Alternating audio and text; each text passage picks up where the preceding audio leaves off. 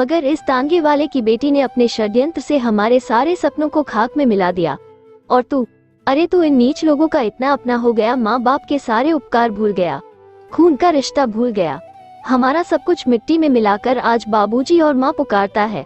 आग लगे तेरी जुबान को कमबख्त, चला जा यहाँ से, दफा हो जा अपनी अशुभ सूरत लेकर, फिर कभी इस दहलीज पर कदम मत रखना, न कभी अपनी सूरत दिखाना।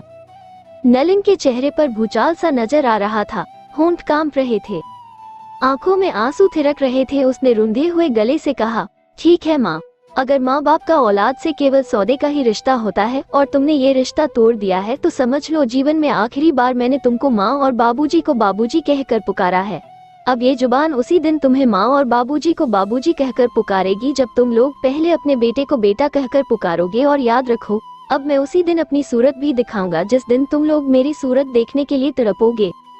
फिर वो झटके से मुड़ा और होंठ भींचकर आंसुओं को रोकने का प्रयत्न करता हुआ दरवाजे से बाहर निकल गया। हेमावती सिसककर दौड़ती हुई अपने कमरे में चली गई। चंद्रमोहन सख्ती से होंठ भींचे खड़े थे।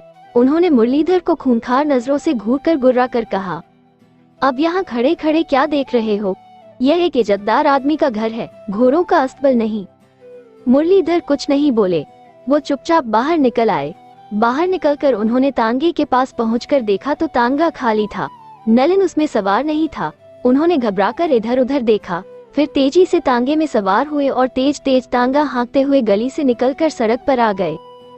सड़क पर थोड़ी ही दूर उन्हें नलिन नजर आ गया और मुरलीधर ने जल्दी से तांगा रोककर कहा, नलिन, नलिन बेटा, सुनो तो सही। नलिन रुक गया। मुरलीधर जल्दी से तांगे से उतरे और साथ चलने को कहा। नहीं पिताजी, नलिन ने गंभीरता से कहा, मैं आपके साथ नहीं रहूंगा। क्यों बेटे? पिताजी, मैं दुनिया को ये कहने का अवसर नहीं देना चाहता कि नलिन को उसके माँ बाप से छुड़ाकर ससुर ने अपने पास रख लिया। मगर फिर तुम जाओगे कहाँ बेटा?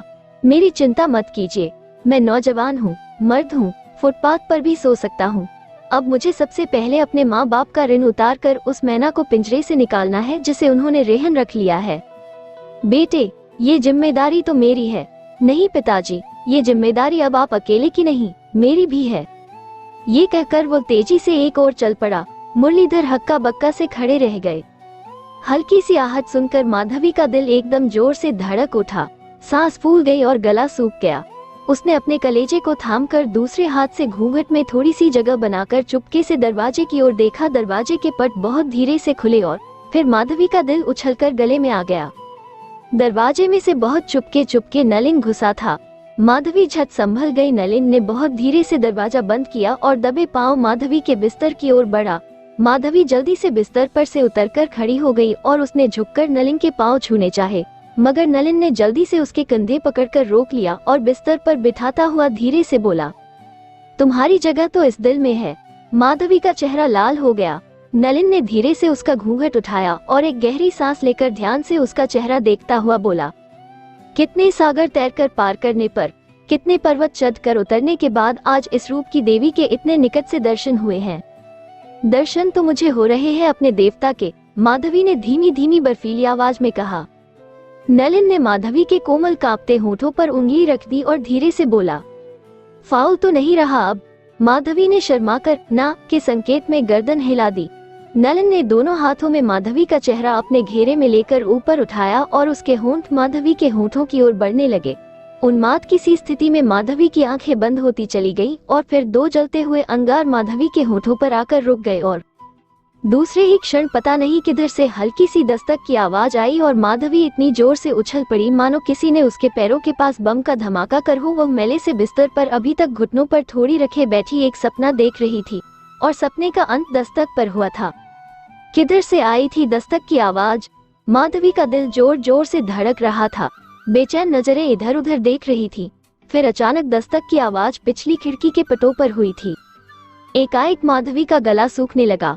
वो धीरे से बिस्तर से उतरी और खिड़की के पास पहुंची तो बाहर से बहुत धीमी धीमी आवाज आ रही थी, माधवी, ए माधवी।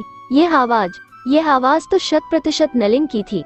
माधवी का रोया रोया बेचैन हो गया और उसने जल्दी से मगर बहुत ही धीरे से खिड़की की चटकनी खोली और उसके पट खोल दिए और फिर दूसरे ही क्षण उसका सारा शरीर झंझना कर रह गया। क्योंकि खिड़की की सलाखों के बिल्कुल पास उसे नलिन का चेहरा दिखाई दिया, जो तेज तेज सांसों के साथ कांपती आवाज में कह रहा था, माधवी। नाथ। माधवी की आवाज कांप गई। माधवी।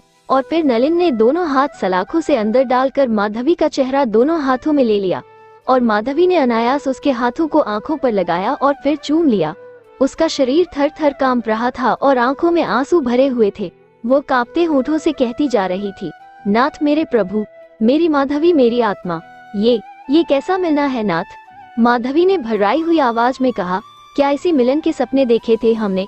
ये तो परीक्षा है हम दोनों के प्यार की।